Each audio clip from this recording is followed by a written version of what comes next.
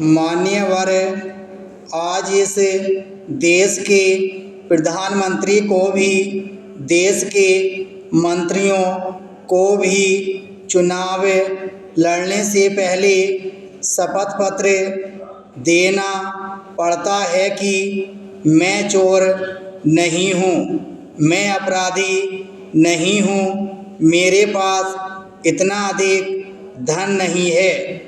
हमें शपथ पत्र देना पड़ता है।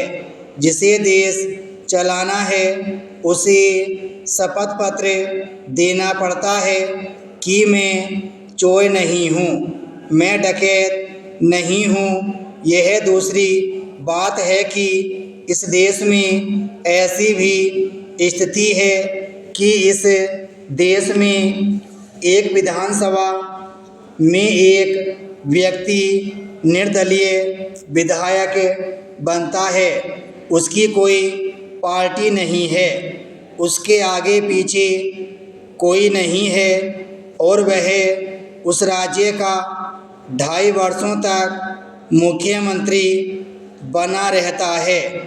यह लोकतंत्र है, यह लोकतंत्र की कामयाबी है। एक और राज्य है जहां लोग कुर्सी छोड़कर जेल जाते रहते हैं, सदन से बाहर हो जाते हैं, अपनी पत्नी को लड़वा देते हैं, वहां से चुनाव हो जाता है, कभी मुख्यमंत्री का पद छोड़कर जेल चले जाते हैं।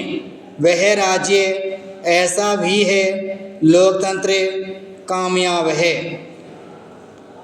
डॉलर के मुकाबले रुपये की कीमत में आई भारी गिरावट ने कई सवाल खड़े किए हैं। डॉलर जब 55 रुपये के बराबर पहुँच गया था तभी यह उम्मीद की जा रही थी कि इसे संभालने के लिए सरकार या रिजर्व बैंक की ओर से कोई कदम उठाया जाएगा, लेकिन ऐसा नहीं हुआ। रुपये का अवमूल्यन जारी रहा। रुपये की कीमत में आई गिरावट में व्यापारिक असंतुलन भी बढ़ गया और घाटा भी। इससे आयात खर्च बढ़ा, जिसका सीधा असर महंगाई पर हुआ है। देश में तेल खपत का 3/4 कच्चा तेल आयात होता है। इस पर बढ़े खर्च की भरपाई तेल कंपनियां डीजल, पेट्रोल, रसोई गैस के दाम बढ़ाकर करेगी। फिर परिवहन, माल ढुलाई का खर्च बढ़ेगा। इसका असर लगभग सभी चीज़ों की मूल्य वृद्धि के रूप में दिखाई देगा। आगामी मौद्रिक समीक्षा में ब्याज दर घटाए जाने की कोई उम्मीद नहीं दिखती।